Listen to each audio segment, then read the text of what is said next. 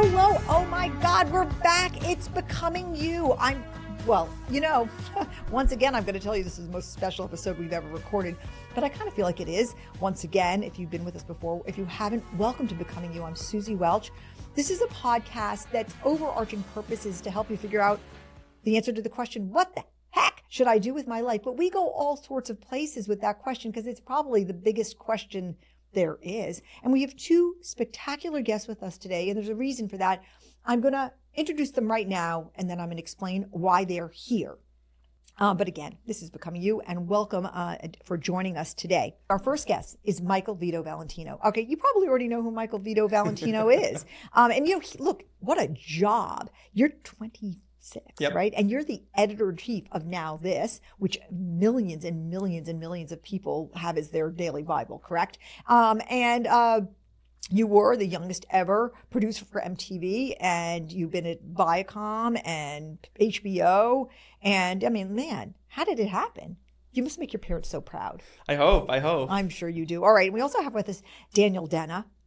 Did I say it right? You did. Yes, Suzy. All right. And look, an influencer, what's the word you like to describe yourself? You're a creator. I'm a man of many talents. I'm like a content creator, journalist. Lover of life. But you're also a person who's unbelievably young and successful. I mean, you're a social producer at ABC News, at Good Morning America, and you yourself have a substantial following. So you may be following both of these people already, but you're going to learn more about them. And I personally can't think of two better people to be here to discuss with me a topic that is incredibly near and dear to my heart right now. And it's so near and dear to my heart that I wrote a piece about it for the Wall Street Journal. And basically, to summarize it, what it says is we crunched all the numbers. We have a lot of great data from the Values Bridge. It's unbelievable, with 55,000 people having taken it by this point now. And what it basically shows is if you look at the top values of Gen Z in general, and one of you has values very similar to Gen Z and the other does not, and then you compare it to the values that hiring managers are looking for, there's like this 2% overlap. Now, for hiring managers, they say, yeah, that's why it's felt so hard for me to find the people I want to hire, because I want to hire people with achievement and workcentrism and scope, which represents a desire for travel and learning and action. And for people in Gen Z, I think what the reaction is like, I just can't stand what business wants me to behave like because I don't have any of those values. Their values have gotten them nothing but burnout and heartbreak and divorce and anxiety. Why would I buy into those values? And I'm going to hold my ground. But the number of jobs available to them is impacted.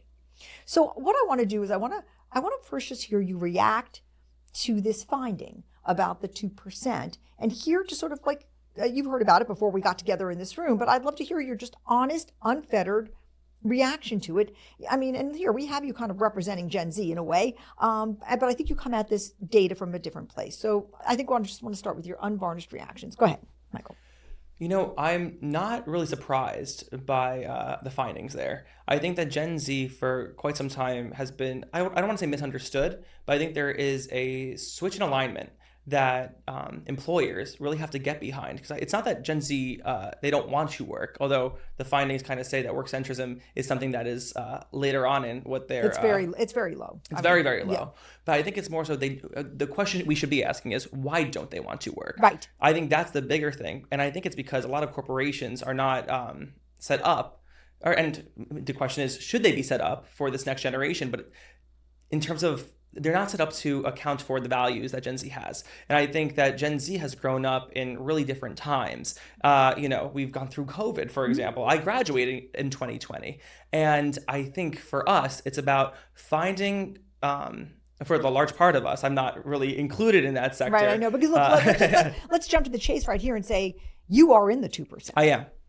I am definitely in the 2%. Your top values are, let me look them here. Let me just get to them.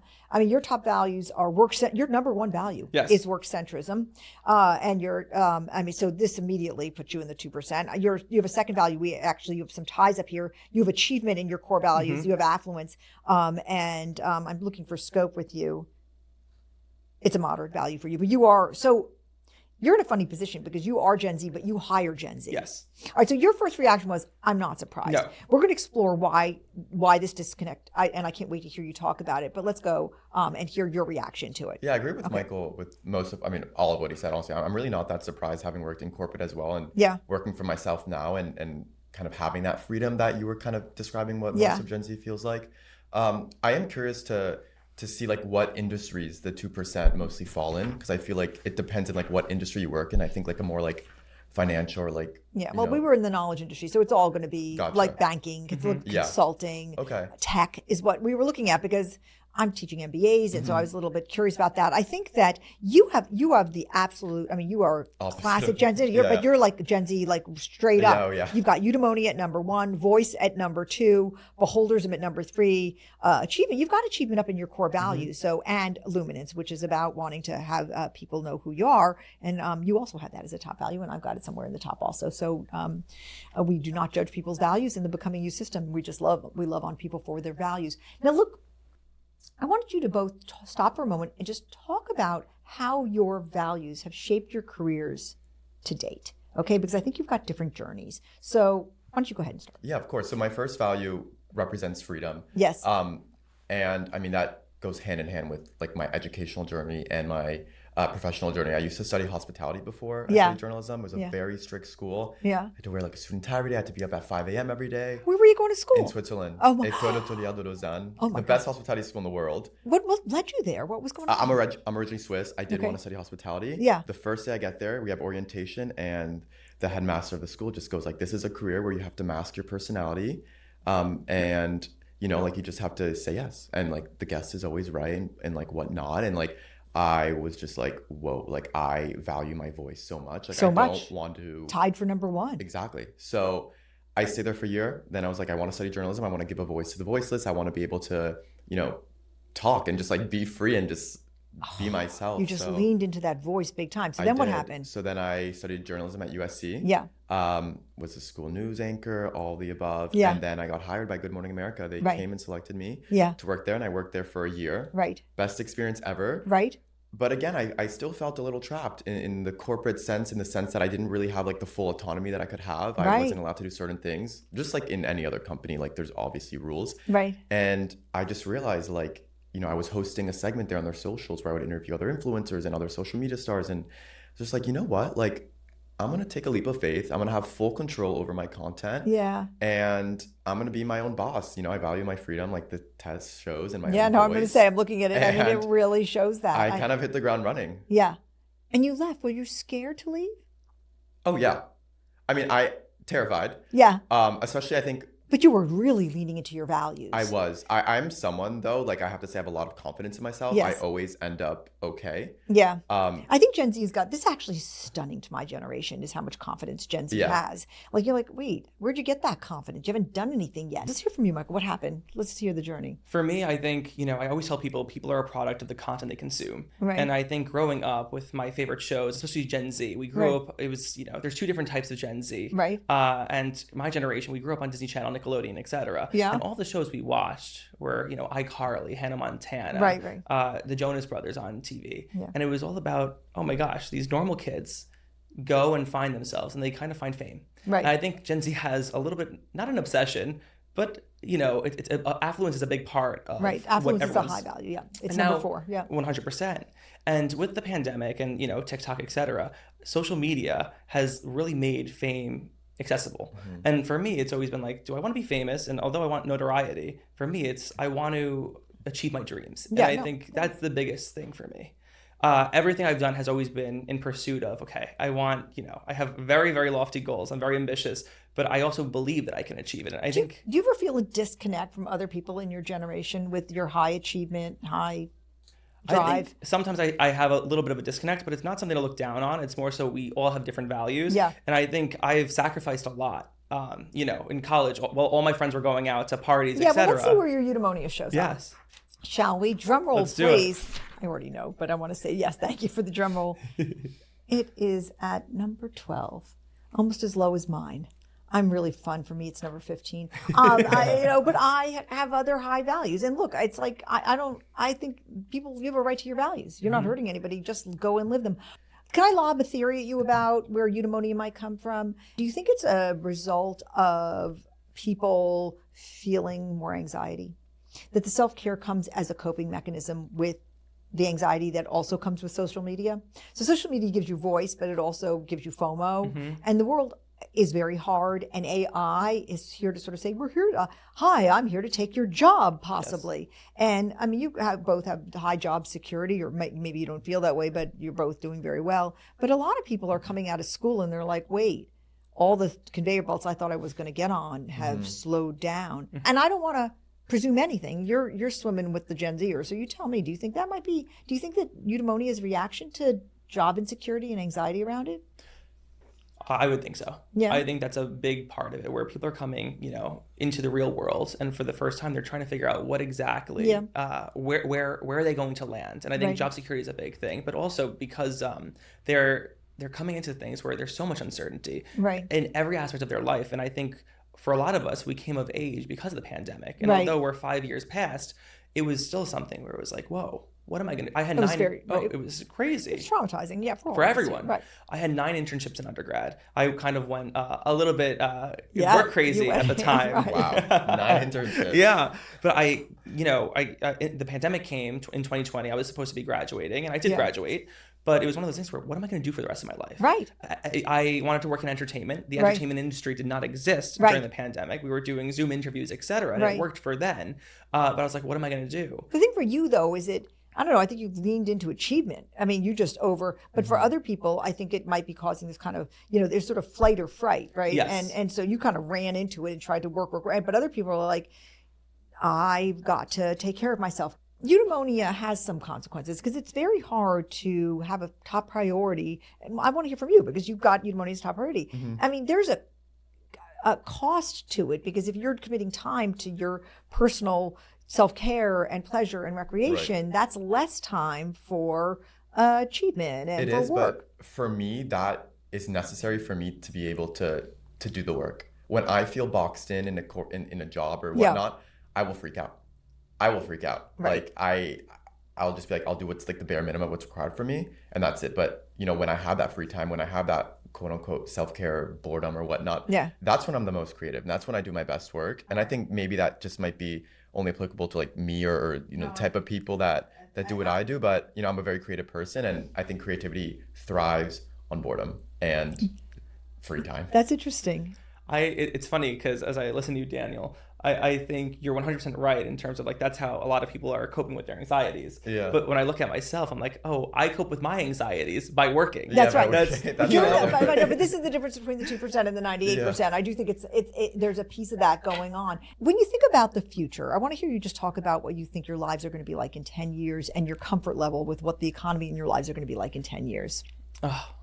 In terms of the economy, I think, it could go either way. And I think that uncertainty has been something that Gen Z has grown up with throughout our entire lives. We lived through the 2008 financial crisis, during COVID, you know. So to what the economy is going to look like, I have hope.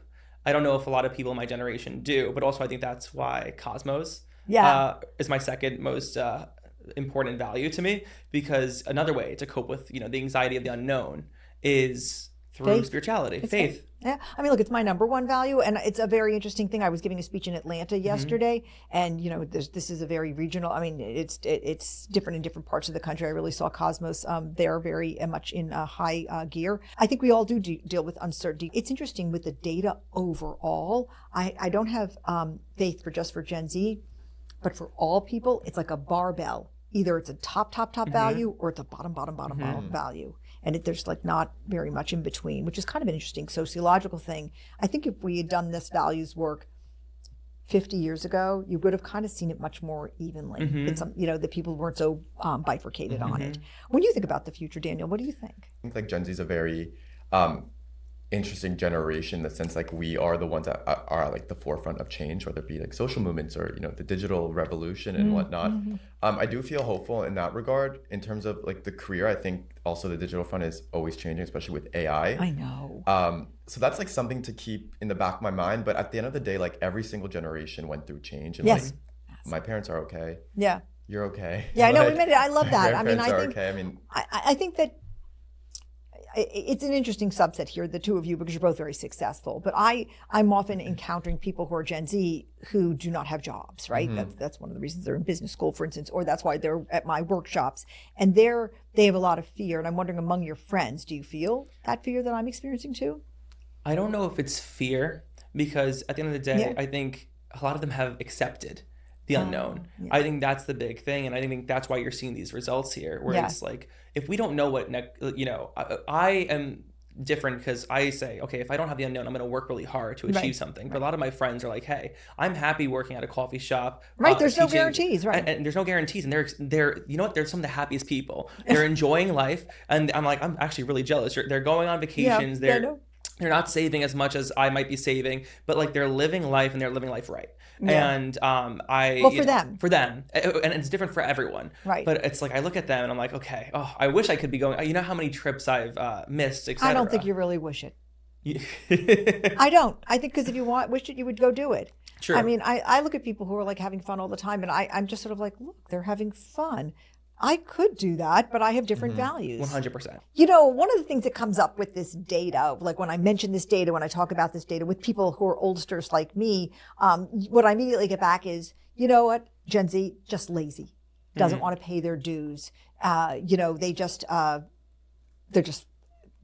They're worse, okay? They're different and they're worse. They're lazy and they don't want to pay their dues. What's your reaction to that criticism? I completely disagree. Okay. I really, to bring it back to kind of where we started, I think leaders today have to kind of get with the program and understand that what Gen Z values may be different, but that doesn't mean that they won't work as hard. I think what motivates them is different, and we have to show up that way. And, you know, as a young leader, I really, really think the biggest thing that I bring to the table outside of my creativity and kind of my vision for the future, it's how do I actually motivate my team? How do I get them? I know I'm not going to get, another me where I am, obsessed with working. Right. And that, I think that says more about me than it does about my generation. I think for my generation, it's, okay, what will motivate them? How do I get them excited? How do I get them to see the passion that I have for the work that we're doing and live it, breathe it, and then reciprocate? It's hard, but I think if you kind of get on their level, and I think that's something that Gen Z leaders are actually really great at, and that's why I actually think more companies should take the risk. Feels great. I have a couple of things I want to say to that. Yes. And let me just say this. It's like, what you're saying is, okay, leaders have to get where Gen Z is and say, I want to meet you where you are. But what they're thinking in their head, okay, just to channel the oldsters, is like, if I go where your values are, we will never make a penny. Okay, it's like, that's where you're coming from. It's like, look, we made money this way. We had high achievement, we had high workcentrism, and we had high scope, meaning that we wanted to learn and grow and have high stimulation. That's what makes money. Self-care does not make money. Yes. Okay, and so what you're saying, so a little of what you're saying is like, when there was an employee shortage during COVID, I was watching all corporations like scrambling to meet Gen Z where they were. But the minute the economics shifted and the companies were in the driver's seat, they were like, screw those values. Okay, we know how to make money around here. So I hear you, and that's Gen Z's pushback. I mean, I write about that in the column for the Wall Street Journal. It's like the pushback I hear from my students is like, look, business has to change because the way they operated just made everybody sort of physically and mentally ill. Okay, but it also made shareholders a lot of debt. Yes, okay. Of course. All right, let's hear your Daniel. When you hear Gen Z's lazy and doesn't want to pay their dues, what do you think? Well, I agree with everything that Michael said. I think like you kind of have to meet them where they're at. I think Gen Z is the next generation of the workforce. Everyone's going to be hiring more and more Gen Z. Right. Or what would be the other opportunity or the other option? Go find that 2%. Right. Just go into a cage match with everybody. I mean, that's the only other option. But 100% of the companies can't hire that 2%. So it may be that we have to do what you're suggesting. Right. And I think that goes back to what I said before in the sense that if 98% are the 98% are quote unquote lazy, I think, give them the opportunity to have free time. Like meet them halfway. Just if they have their space, if they know that they have to be working 24/7 or have all these big responsibilities on them, like maybe previous generations had, I think, lots of people would be surprised at how much effort and work they put in when work starts to feel less like work and more like it's a choice for them. I know. There's a small problem with profitability. Yeah. Okay. It's like, let them work as much as they want to work and feel comfortable working. But there's a small problem. It's like, you got to make the numbers. I get that, the quotas, right. Right. So that is it's hard. It's like, you've got competition. And they're also fighting for the same customers, no matter what company you've got, right? Or you're all fighting. There's, you're selling cars. Somebody's going to go buy a Chevrolet or they're going to buy a Ford, right? And it's going to be, you got to get to them first. And then you've got your employees sort of saying like, I'm going to leave at 5. And you're like, no, but there's still work to be done. Yeah. And that's the problem. It's like, I think Gen Z is a little bit perplexed about why we just can't meet them halfway. And the answer is because business, because competition, because we all win together. It's like, in business, there's winners and losers. Right. And I mean, that's an unfortunate fact of life. Yes, that's true. I think that will always be a reality. Right. But I think the thing that's different is I think a lot of employers are used to paying their, like, quote unquote, what is paying your dues? It's one thing to gain your experience. It's another thing to kind of wait for your turn.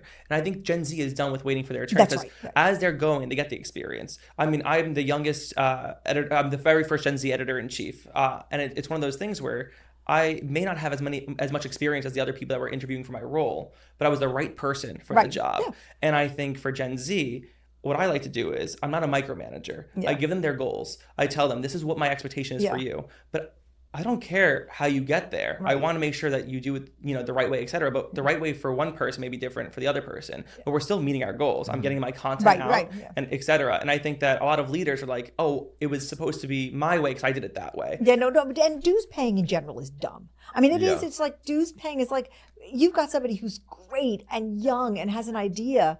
Let them Give lose. Them a shot. Give them a shot. Let them lose. Now, the other side of that is they got to understand that other people have experience. Yes. But, experience, maybe it's experience and you didn't succeed. But I love the idea that young people want to come out of the gate and start contributing. Trust me, I mean, most of my peers want to work. I mean, they're thirsty for it. I think they just want to be in an environment that will let them be their best selves and promote them to work the best that they can. Right. It's always a little bit less than the bosses want them working, I think. Yeah. I think that's what's going on. And I think, time will tell where this goes. But this number, this 2%, I think a lot of people sense this in their bones. The actual data is what kind of stops you in your tracks. Is like, yeah, you sensed it. Look at this. It's this dynamic we're feeling is real. It's not sustainable. We can't have this disconnect this large, and something's got to give. Now, maybe there's going to be some kind of technological discovery, and it will unleash a lot of new jobs. And then the dynamics change, and everybody meets Gen Z exactly where they are. But say AI really just starts gobbling up jobs like a Roomba machine, right? Isn't that the thing that cleans your house? And it sucks them all up, and Gen Z is finding jobs vanishing. Then I think we're going to see some repression of values. We may see eudaimonia kind of not go away because values stay with you, but some kind of people saying, I don't need to live it right now. I think we're going to see that work out in the next 2 years. Will you come back in 2 years and we can talk about this? I would love that. You come back next year. Let's do this yearly. Next week. Let's do Next it. week. All right, let's do it. I loved having you on. I think this topic is really important. And no matter where you are in the workforce, if you're in Gen Z or if you're hiring Gen Z or just if you're on a team, this disconnect around values has implications. And we are in workplaces now that have 5 generations in them. And we cannot be balkanized, for lack of a better word. We cannot be siloed from each other. We have to find some kind of accommodation for each other. And accommodation, this, just like it's true in personal relationships, it starts with understanding and compassion. And I think that's what hopefully this conversation will lead us to. I loved talking to you.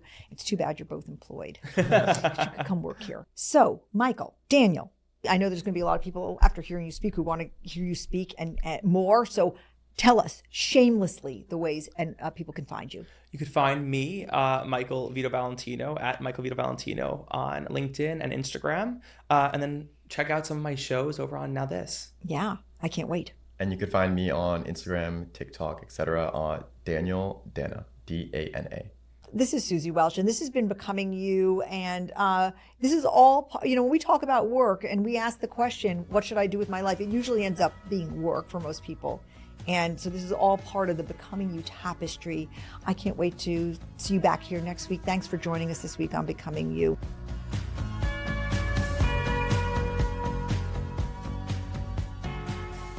Here they are. Thank you so much for listening to the Becoming You podcast. I'm your host, Suzy Welch. And this show is produced by the amazing and fabulous Mikey Robley, Eliza Zinn, Issa Lamson, and Hallie Reiner. And if you liked what you heard, and I'm on my knees praying that you did, follow me at Suzy Welch across all my platforms, everywhere, Instagram and LinkedIn and even TikTok, although somehow TikTok doesn't seem to work for me. And don't forget to leave a rating and a review below, because a lot of people have, and I love you people who have. It's not all my children, because there's just too many of them. I will see you next time, and until then, keep becoming you.